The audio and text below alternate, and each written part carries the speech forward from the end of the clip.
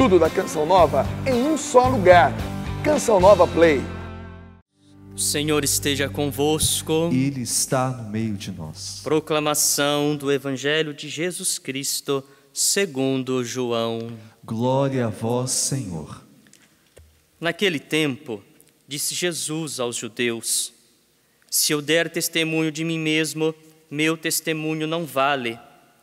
Mas há um outro que dá testemunho de mim, e eu sei que o testemunho que ele dá de mim é verdadeiro. Vós mandastes mensageiros a João, e ele deu testemunho da verdade. Eu, porém, não dependo do testemunho de um ser humano, mas falo assim para a vossa salvação. João era uma lâmpada que estava acesa e a brilhar, e vós com prazer vos alegrastes por um tempo com a sua luz. Mas eu tenho um testemunho maior que o de João, as obras que meu Pai me concedeu realizar. As obras que eu faço dão testemunho de mim, mostrando que o Pai me enviou. E também o Pai que me enviou dá testemunho a meu favor. Vós nunca ouviste sua voz, nem viste sua face, e sua palavra não encontrou morada em vós, pois não acreditais naquele que me enviou. Vós examinais as Escrituras, pensando que nelas possuís a vida eterna. No entanto, as Escrituras dão testemunho de mim, mas não quereis vir a mim para ter vida eterna. Eu não recebo a glória que vem dos homens, mas eu sei que não tendes em vós o amor de Deus. Eu vim em nome do meu Pai, e vós não me recebeis. Mas, se um outro viesse em seu próprio nome, a este vós o receberíeis. Como podereis acreditar, vós que recebeis glória uns dos outros, e não buscais a glória que vem do único Deus? Não penseis que eu vos acusarei diante do Pai. Há alguém que vos acusa, Moisés, no qual colocais a vossa esperança. Se acreditassem em Moisés, também acreditaríeis em mim, pois foi a respeito de mim que ele escreveu. Mas se não acreditais em seus escritos, como acreditareis então nas minhas palavras? Palavra da salvação. Glória a vós, Senhor. Nós estamos vivendo a 4ª semana do tempo da Quaresma, e o Senhor nos preparou esta liturgia para que nós pudéssemos continuar o nosso caminho em direção à Páscoa, seguindo as pegadas de Jesus Cristo, para que possamos, à maneira muito particular neste ano, uma maneira muito incomum, podermos juntos celebrarmos a Páscoa do Senhor. E a liturgia de hoje, principalmente a primeira leitura tirada de Êxodos, fala para nós de uma figura importante que é Moisés, e todo o papel de Moisés com relação ao povo. Moisés que é um profeta, Moisés que é um intercessor diante do povo. Nós ouvimos no texto que Deus está falando para Moisés: Moisés, desce, porque o teu povo que fizeste subir do Egito perverteu-se. Nós precisamos lembrar que Moisés estava no alto da montanha, no Monte Horebe, foi para receber as tábuas da lei, e lá ficou por 40 dias. E como ele estava já aproximadamente 40 dias distante do povo, o povo perdeu a referência.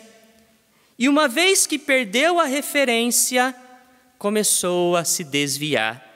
Perdeu o foco, perdeu aquela pessoa que o guiava em nome de Yahvé, em nome de Deus, perdeu aquela pessoa que era a voz de Deus para eles, e passou a ouvir a si próprio.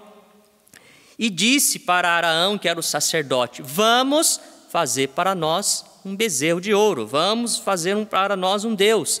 E começaram a colocar todas as suas riquezas para que derretesse, e daquele fogo e daquele material, das suas riquezas, das suas joias, saiu um bezerro.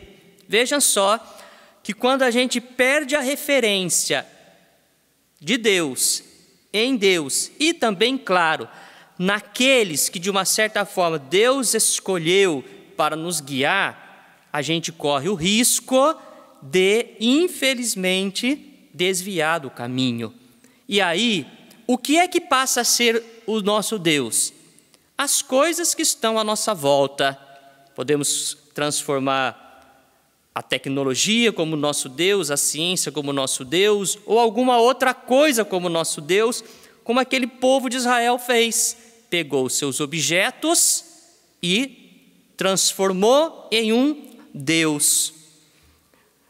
Quando Yahvé, ou quando Deus diz a Moisés, na verdade ele está dizendo para Moisés: Moisés, o meu povo tornou-se infiel novamente. E aí, nesse diálogo entre Moisés e Deus, Deus diz para Moisés: Moisés, eu vou acabar com todos e de ti farei uma grande nação. De ti, Moisés, eu farei um grande povo. Vejam só que Moisés recebeu uma proposta maravilhosa. E se Moisés tivesse olhado, como diz o ditado, para o seu próprio umbigo, Moisés teria ali naquela circunstância pensado só em si mesmo e dito: Deus, aproveita, já que esse povo é infiel, faz isso que o Senhor está falando. E eu que sou fiel, eu que venho para a montanha, eu que sou bonzinho, aí sim o Senhor pode começar de novo. Mas Moisés, como o grande profeta de Deus do Antigo Testamento, não assume a posição pensando em si mesmo. Ao contrário, começa a dialogar com Deus e a fazer algo aqui de uma forma impressionante. Nesse seu diálogo, ele, na sua audácia, diz assim para Deus: Deus, o seu povo foi infiel, mas o Senhor não seja infiel ao teu povo. Veja só que quando Moisés está dialogando com Deus, Moisés diz assim para ele: Deus, lembra-te dos teus servos Abraão, Isaque e Israel, aos quais jurastes por ti mesmo, dizendo: multiplicarei a vossa descendência como as estrelas do céu, e toda a terra que vos prometi, dá-la-ei a vossos filhos, para que a possuam para sempre. Moisés é tão audacioso nesta oração, que ele está dizendo assim: Deus, não se comporte como o povo, porque o povo foi infiel, sim, mas o Senhor prometeu fidelidade na aliança. O Senhor prometeu uma fidelidade ao seu servo Abraão, ao seu servo Isaque, ao seu servo Israel, de dar a eles uma terra, de multiplicá-los. Então vejam só, se o povo é infiel e se Deus está querendo romper a aliança, Moisés está dizendo: não, Deus, não haja como os homens, mantenha-se a fidelidade que o Senhor tem para com a humanidade, mesmo sendo muitas vezes uma humanidade de cabeça dura e uma humanidade que em muitas circunstâncias não querem saber do Senhor. Mantenha-se fiel. Esta é a oração. Por isso que Moisés é considerado o grande intercessor do povo e, ao mesmo tempo, a figura de Jesus Cristo, que foi fiel ao projeto de Deus até as últimas consequências.